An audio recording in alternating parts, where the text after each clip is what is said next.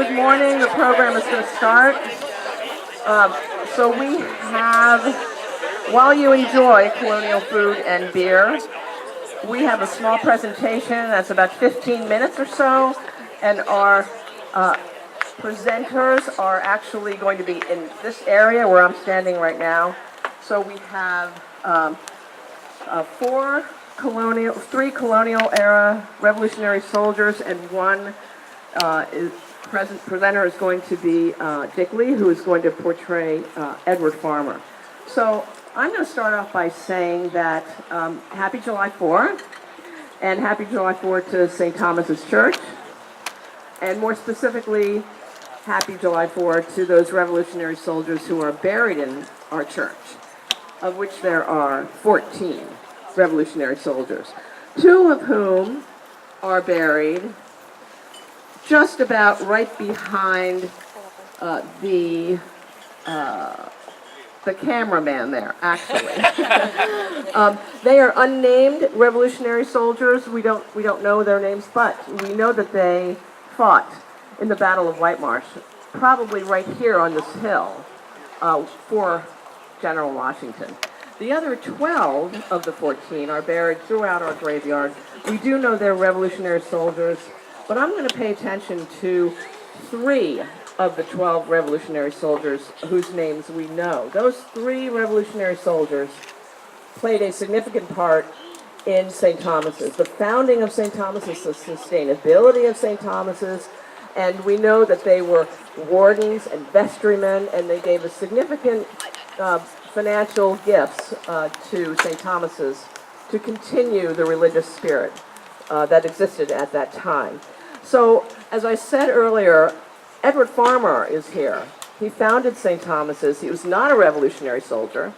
He existed before that time, but he founded St. Thomas's. Without his effort, I don't know, I suspect that St. Thomas's may be a different church today. So I'm going to introduce you to Edward Farmer, who is actually buried right near that second round table on which we have some colonial food. And so Edward Farmer is going to talk about himself and then introduce the 3 revolutionary soldiers. So I pass the baton to Edward Farmer. Good morning. I'm Edward Farmer. I'm really not, but with his kind consent, I'm representing him this morning. I was 13 years old when I came to these hills. My mother and father were to come with me. My mother did, but my father, unfortunately, had passed away beforehand.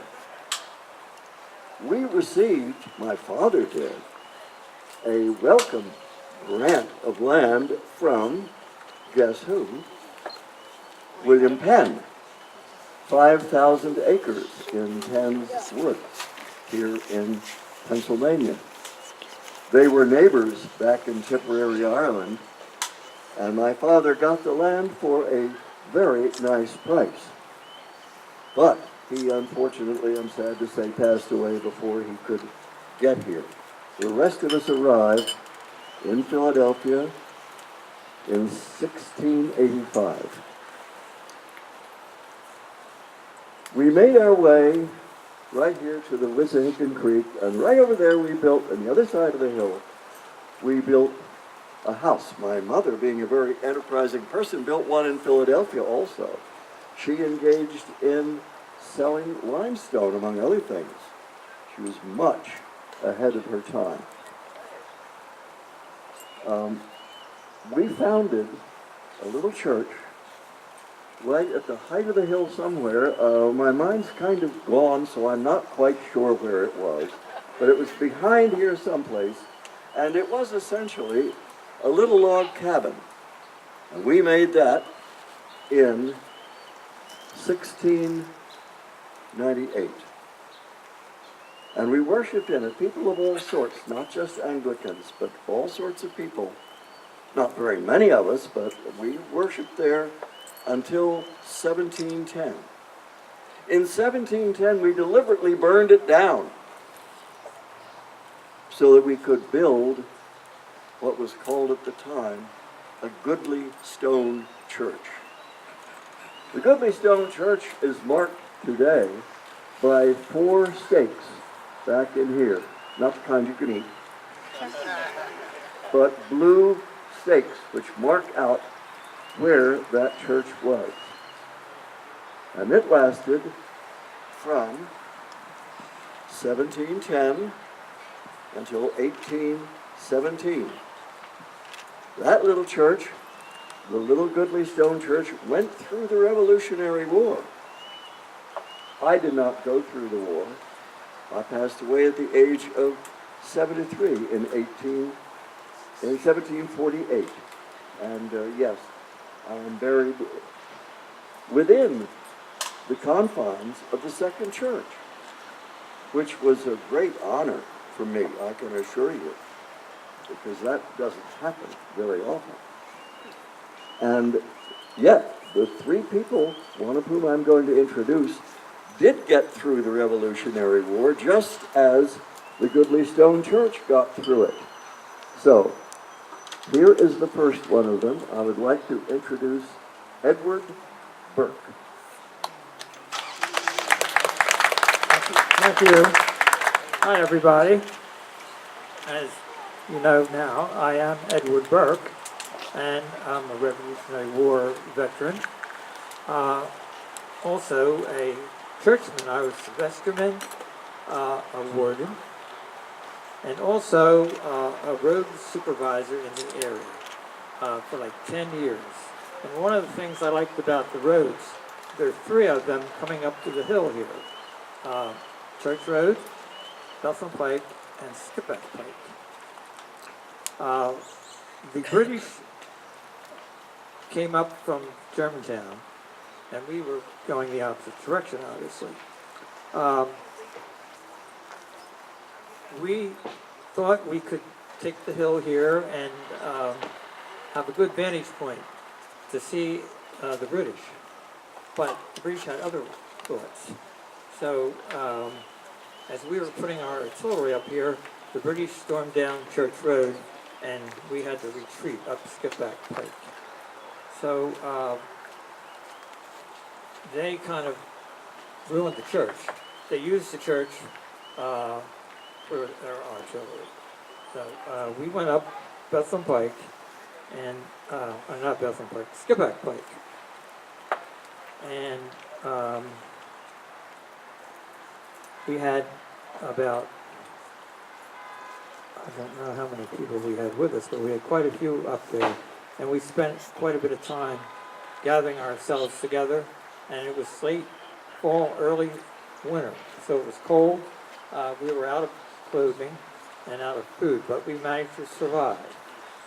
So, and it was because of Captain Hauptfelder that we did. And Captain Hauptfelder will tell us more about our experience. Captain? Thanks for that detail, Edward. I think the best part of the 1777 Battle of White Marsh was after we retreated off that hill, we went to Fort Hill and Militia Hill with our supplies. From there, General Washington could see the British with his telescope and figure out where they were going to attack next. The British settled for a while in a house in Chestnut Hill at the top of Bethlehem Pike, making plans for their next attack. You know, some of the people in Philadelphia were pro-British, but not the owner of this Chestnut Hill house. He was very upset when they took over his home. Even some people who were pro-British became revolutionaries because they detested how the British destroyed the colonists' houses. But even so, some remained loyal to the king.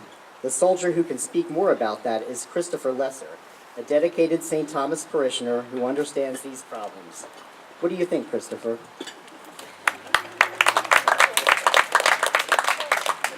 Thank you. Well, I remember talking with so many people about their feelings regarding the British and the Revolution. Some people were loyal to the crown because she gave us free trade, protected us with the strongest naval force in the world, offered us safety and security, and these people had strong emotional ties to their mother country. But like us, others in the area were fiercely anti-British. So there was a lot of argument whether we should be independent or not. Some didn't want to be tied down to practicing only the Anglican religion, which was the Crown's practice. Some wanted to be free to practice whatever religion they chose. I was a Revolutionary soldier, and later, in 1787, I was elected as a delegate to the first convention of the Episcopal Church in the United States with a bishop presiding. In my will, I left $300 to St. Thomas for the rebuilding of the church, which was the largest single contribution at that time. I died in 1818 just as the third church was being built.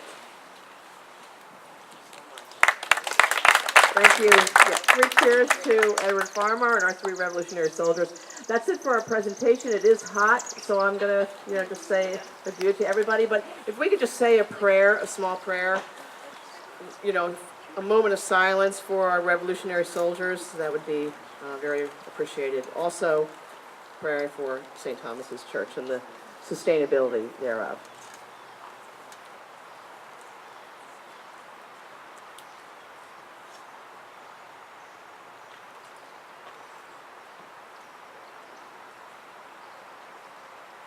Okay, well, thank you very much. Appreciate all your time and enjoy more food if there's anything left. Okay, take care.